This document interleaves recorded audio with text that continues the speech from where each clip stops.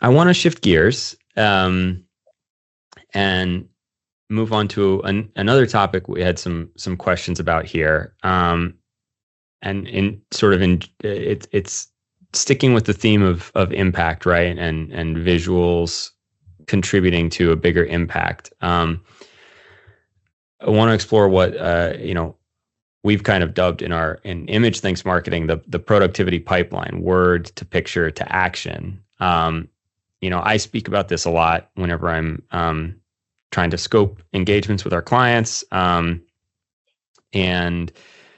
something I hear a lot is that people have lots of meetings and there's big investment in new programs or a new product or a new vertical, or they're launching, and there's all these great ideas that come out of things, and then those ideas they die on the vine. They don't go anywhere. Nothing ever happens. And there's just too much day-to-day work that actually gets in the way. I think Nora, you're as a small business owner, there's the working in versus working on the business component, right? And it's sort of true of anytime you're trying to lift or launch a new product, or program. So I a lot of times will share that ImageThink itself started as the drawing on the back of a napkin, but maybe you can speak a bit to how incorporating visuals, drawing and mapping things out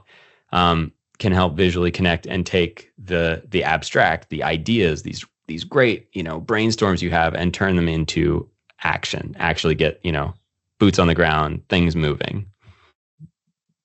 There's a lot there. So long preamble, long question. I'll work on that for next okay, time. So do we want to start with like a scenario, like a brainstorming scenario, right? Where what we hear, sometimes there's a lot of ways brainstorming has come to disappoint people. And there's one voice in the room, nothing new is said, all of that. And that sounds like a different question altogether. We can talk about, and there's, and we have talked about, but let's say, it's productive in the sense that it's like really exciting. People are bought in, people are putting ideas out there. And it moves really fast. And, then it's maybe a portion of the day and you move on. And a lot of times like this might be in a strategy or team planning.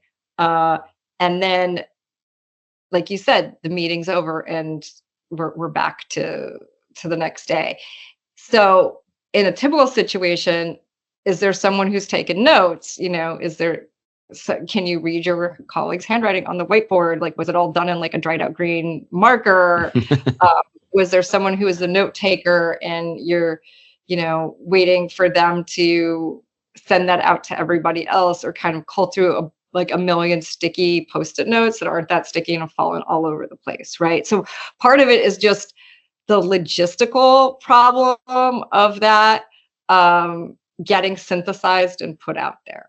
So, and also organizing the madness. So in the session where an image thinker is in one of these sessions, their brain is doing that, for you, right? So they're synthesizing that, they're grouping it in themes, and then hopefully, if the group is able to align around ones they're most excited about, that is also documented in some way. And then it's sent out as a picture, right, that people can look at, and it's there and it's visual and everyone sees what was recorded. So there's also an accountability element where it's like, yes, this was what we all decided. This was put to paper then. We've already just talked about, the memorability of that happening for everyone in the room being already imprinted in their mind. But now you have something that you can carry forward out of that.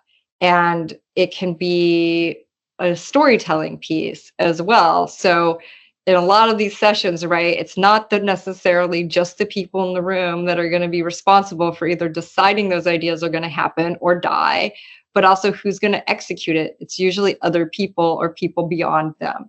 So not only do they have to make sure that they're carrying it forward, they also have to socialize all that information align people around what came out of that session and then motivate them to do that. And having the visual aspect of that, the visual documentation of it, now helps them as a vehicle to move that momentum forward. That's a great, and I think that can work too in like both directions, right?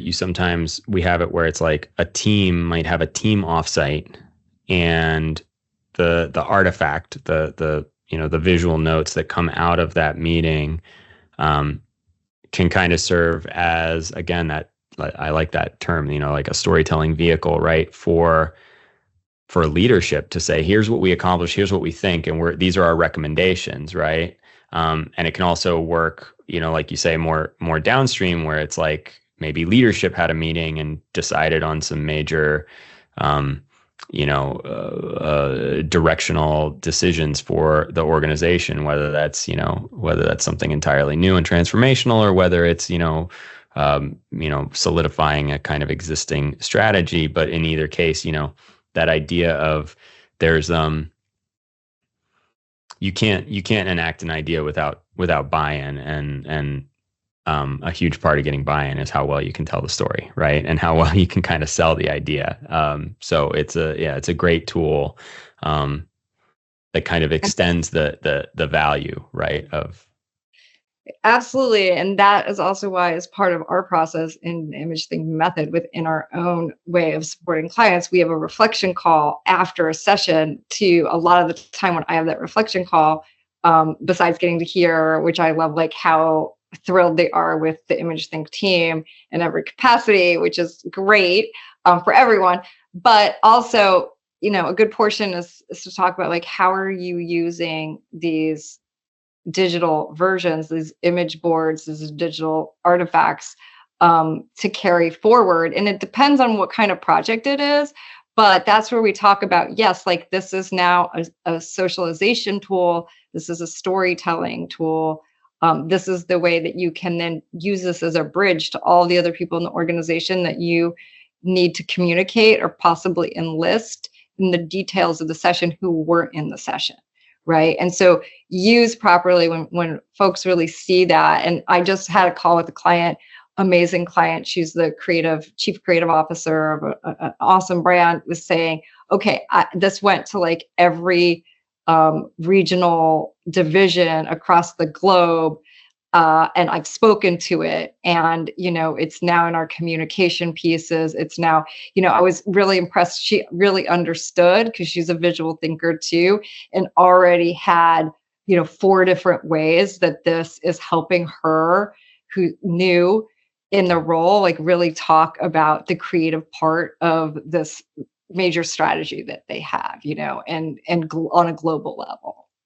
So that is the power, the potential it has. And that's why we have, I have these reflection calls with clients to really help them think through, this is a tool now for you. How are you going to really lean on it to help tell your story and have the impact that you want? Well, I think that raises a good point. And I don't know, Nora, that there's a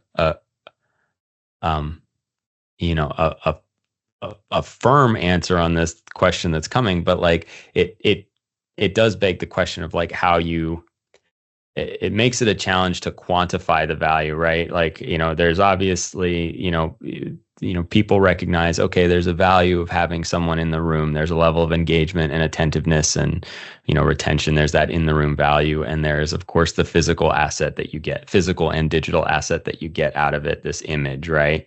But to try to sort of quantify the, for lack of a better word, the ROI, right? The return on your investment for bringing in a graphic recorder, right, across, the live in the room impact and the product that is the output of it, and then some of these kind of, again, downstream benefits that you see in the storytelling and buy-in. And I don't know if you have if you have further thoughts. I just know it's something that we've been exploring, of kind of like how we think about and talk about the overall ROI of investing in visual thinking and graphic recording and kind of the concepts of visual leadership that you espouse.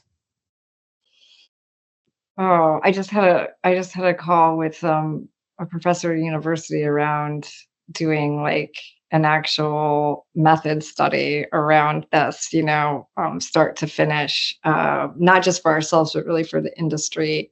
And there, like you said, there's multiple components we were talking about. There's the value in the room, which I think about as like the process component of what we do, which is what we've been talking about, like those mirror neurons, there's adding the creativity, there's the bringing everyone on the same page, accelerating the decision making in the session, and the magic that happens, the way it elevates the session itself. And then there's also the impact of what we just were talking about, moving that, taking that to move people to action on, like, for organizational change in whatever capacity that is. And it's sort of twofold. And it can be, I guess, an incredible accelerant in both capacities.